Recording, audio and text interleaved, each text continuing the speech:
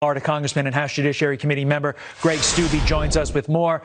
Congressman, what are you hearing from people in that part of the state? I know that this wasn't necessarily a direct strike in your part of the state, but what are you hearing from officials, the public in the northern part of the state?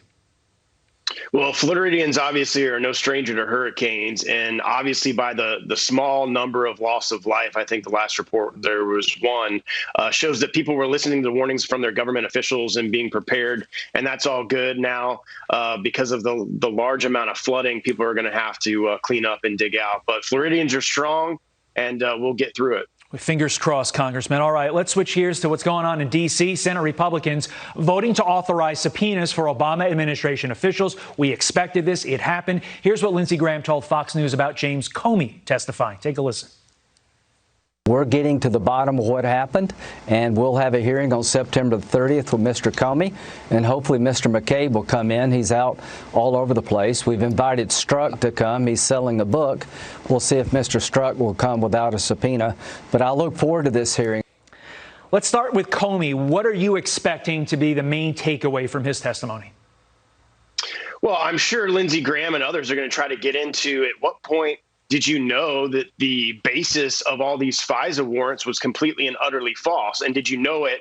The dossier, did you know that the dossier was false when you went and got that FISA application to spy on Carter Page and others in the Trump campaign? Those are certainly things that I would ask.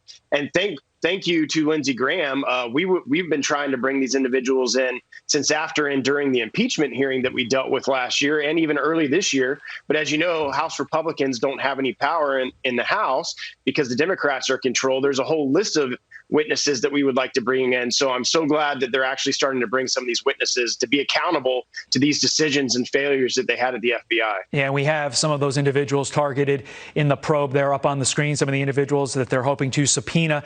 Do you expect, and this is the big question I always get asked, and I'm sure you always get asked it as well, do you expect any of these people that are currently about to be subpoenaed, being subpoenaed, to be charged in any way?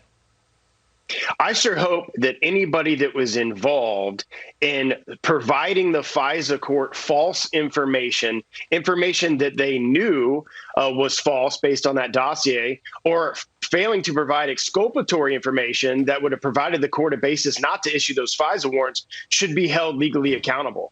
I think we need to get to the bottom of that. I think that's what the Durham investigation is. I just recently had a kind of a town hall with one county in my district, and people were clamoring, when are these indictments and things going to come from these investigations? So I hope that Durham wraps that up pretty soon, because I can tell you a lot of people in my district and across Florida want justice for those that broke the law and providing false information to spy on a citizen of our country. You are not the only congressperson for whom that is the number one question asked.